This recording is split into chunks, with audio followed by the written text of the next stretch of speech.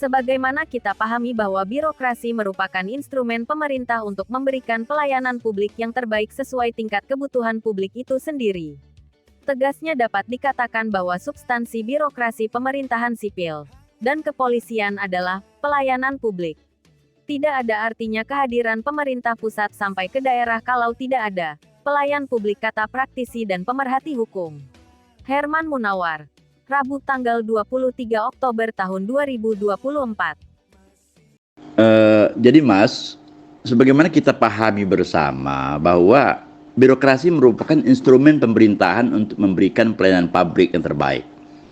Jadi birokrasi itu substansi utamanya adalah bagaimana untuk memberikan pelayanan publik yang terbaik sesuai dengan tingkat kebutuhan publik itu sendiri tentunya. Jadi tegasnya bahwa substansi birokrasi pemerintahan sipil, kepolisian yang adalah pelayanan publik. Tidak ada artinya kehadiran pemerintah pusat sampai ke pemerintah daerah kalau tidak ada pelayanan publiknya. Jadi inti kehadiran pemerintahan itu adalah hadirnya pelayanan publik itu sendiri yang akan tercipta rasa aman dan nyaman. Aman artinya semua data publik tidak dapat diakses oleh pihak yang tidak berhak, ya kan, ketika masyarakat berurusan dengan mendapatkan pelayanan publik. Nah, kemudian aman mengandung makna bahwa data publik dijamin kerahasiaannya. Nyaman mengandung makna personil petugas dalam memberikan pelayanan publik itu betul-betul orang yang memahami tentang apa yang harus mereka lakukan sebagai pelayanan publik itu sendiri. Kemudian yang tidak kalah pentingnya itu adalah kehadiran birokrasi itu di pemerintahan ini. Karena begitu pentingnya, maka ini kan dibutuhkan supaya upaya untuk terus melakukan pengawasan terhadap birokrasi. Maintain cukra, manusia cenderung menyimpang gitu.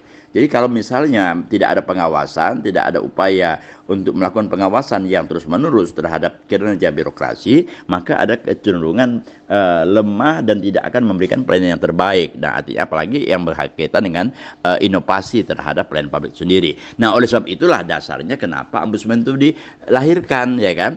Nah, dulunya komisi, tapi kemudian berubah lagi menjadi lembaga. Nah, kenapa itu dari komisi menjadi lembaga? Ini kan mengandung makna bahwa begitu strategisnya peran dari ombudsman ini sendiri. Nah, tetapi sayangnya ombudsman ini hanya, ya mohon maaf terlalu kasar kalau saya katakan bahwa ombudsman itu hanya kelompok orang yang menikmati fasilitas yang diberikan oleh negara tanpa ada kinerja apapun yang mereka lakukan gitu. Banyak kok contoh-contoh yang mereka lakukan yang sesungguhnya merupakan fungsi mereka tapi tidak fungsi apa-apa. Nah, yang lebih lucu lagi, ombudsman ini hanya berlomba-lomba untuk memberikan penghargaan saja kepada pemerintah-pemerintah kita, baik itu pemerintah level pusat maupun level daerah, terutama level daerah yang paling banyak sekali, ya kan, memberikan penghargaan yang seolah-olah pemerintah daerah telah memberikan pelayanan terbaik oleh masyarakat. Dibuktikan dengan adanya penghargaan ombudsman ini, berlomba-lomba semacam ini. Jadi ombudsman lebih pada administrasi ketimbang daripada substansi itu sendiri. Nah, dan banyak contoh yang lain, misalnya terhadap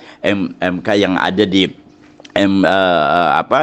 Komisi Majelis Kehormatan yang terjadi kemarin di DKI itu sendiri, ya kan. Nah, yang seharusnya itu menghadirkan saksi ahli, menghadirkan macam-macam itu tadi, dan ternyata dan juga SPDP dari kepolisian dan sebagainya, seolah-olah ombudsman ini tidak berdaya, padahal ombudsman ini dalam konteks pelayanan publik, ya kan, punya kewenangan. Nah, kalau misalnya masyarakat melaporkan kepada ombudsman, tetapi ombudsman kembalikan lagi kepada pelapor untuk melakukan komunikasi dengan instansi terkait, ya ngapain kita mesti harus melapor kepada ombudsman, ya kan? Nah, jadi sekali lagi kita berharap bahwa dengan pemerintahan yang terbaru ini, Pak Prabowo ini, kita berharap supaya mencoba untuk melakukan evaluasi kembali, ya tentu saja dengan DPR RI lah, ya, melakukan evaluasi dan betul-betul melakukan ya semacam revitalisasi dan rekonstruksi terhadap ombudsman ini. Jadi revitalisasi dan rekonstruksi ombudsman ini menjadi persoalan yang sangat strategis, sangat penting sekali untuk dilakukan pemerintahan Prabowo dan juga DPR RI tentunya. Jadi mesti harus ada satu kesamaan cara pandang kita terkait dengan kinerja ombudsman ini supaya betul-betul memiliki makna dan peran yang cukup terkait dengan pelayanan publik ya bagi masyarakat di Indonesia. Jadi tanpa ada diskriminasi, ya kan? Tidak ada diskriminatif apapun yang diberikan oleh lembaga birokrasi kita terhadap pelayanan publik. Sekali demikian, Mas, dan mohon disampaikan, Mas, kepada kawan-kawan yang lain, Mas. Terima kasih.